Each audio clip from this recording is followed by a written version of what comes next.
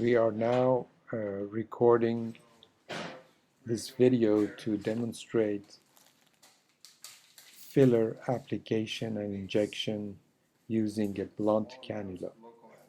I first mix some local anesthetic with Radiesse, which is the filler that we are going to use in the nasolabial fold area.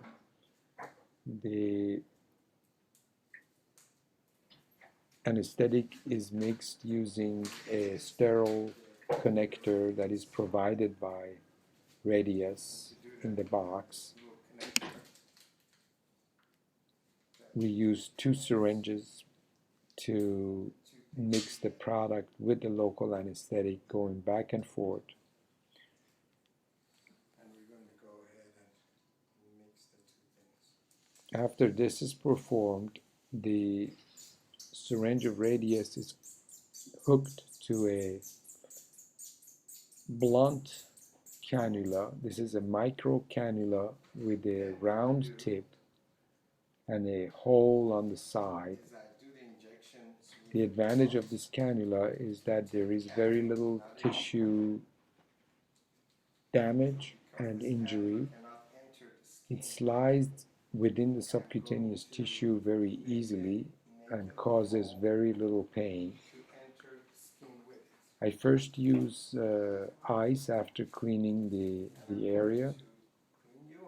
The ice will cool the tissues and make it very easy to use a small sharp needle to make a hole so that the cannula could enter the skin. The cannula is round and by itself it would not go through the skin. So here I am making a tiny little hole, and the ice makes this process almost imperceptible.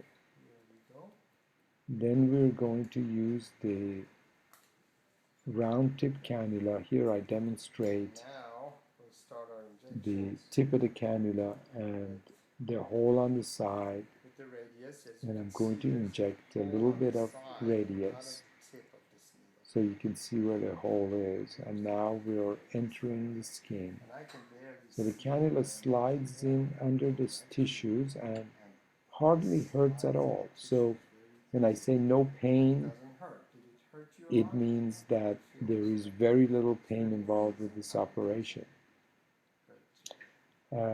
This patient has a scar in that location. As you can see, that little whitish patch. She had a lesion removed by a dermatologist, and we're actually going to excise that scar and repair it so that she won't have a scar in that area.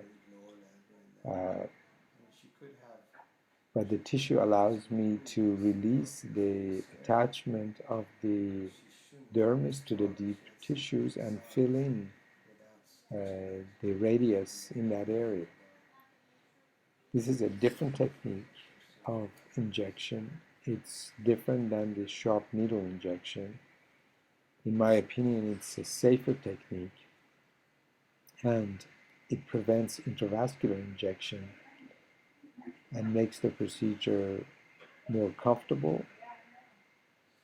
And over 90% of the times there is very little bruising after this procedure. So overall it is a much better technique, and